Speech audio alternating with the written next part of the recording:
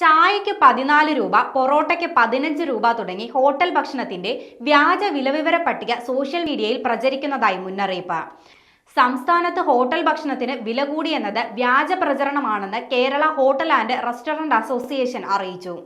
ചായയ്ക്ക് 14 രൂപയും കാപ്പിക്ക് 15 രൂപയും ബ്രൂ കാപ്പിക്ക് 30 രൂപയും പൊറോട്ടയ്ക്ക് 15 രൂപയും എന്നാണ് പ്രചരിക്കുന്നത്. അസോസിയേഷന്റെ പേരും മുദ്രയും വെച്ചാണ് വിലവിവര പട്ടിക പ്രചരിക്കുന്നത്. എന്നാൽ പ്രചരിക്കുന്നത് വ്യാജ പട്ടികയാണെന്നും അസോസിയേഷൻ ഇക്കാര്യം അറിഞ്ഞിട്ടില്ലെന്നും ഭാരവാഹികൾ അറിയിച്ചു. വില കൂട്ടലും പട്ടിക തയ്യാറാക്കലും അസോസിയേഷന്റെ ചുമതലയല്ലെന്ന് ഭാരവാഹികൾ പറയുന്നു. സംസ്ഥാനത്ത് ഭക്ഷണ സാധനങ്ങളുടെ വില കൂട്ടിയെന്നാരോപിച്ച് സാമൂഹിക മാധ്യമങ്ങളിൽ അധിക്ഷേപം നിറഞ്ഞതോടെയാണ് അസോസിയേഷൻ മറുപടിയുമായി രംഗത്തെത്തിയത്. വിഭവങ്ങളുടെ വില നിശ്ചയിക്കാനുള്ള അധികാരം അതാത് ഹോട്ടൽ ഉടമകൾക്കാണെന്ന് കോടതി ഉത്തരവുള്ളതായി അസോസിയേഷൻ ഭാരവാഹികൾ വ്യക്തമാക്കി. ഹോട്ടലുകളിലെ സൗകര്യം, നികുതി, വാടക തുടങ്ങി വിവിധ ഘടകങ്ങൾ കണക്കിലെടുത്താണ് ഹോട്ടലുകൾ ഭക്ഷണ സാധനങ്ങളുടെ വില നിശ്ചയിക്കുന്നത്.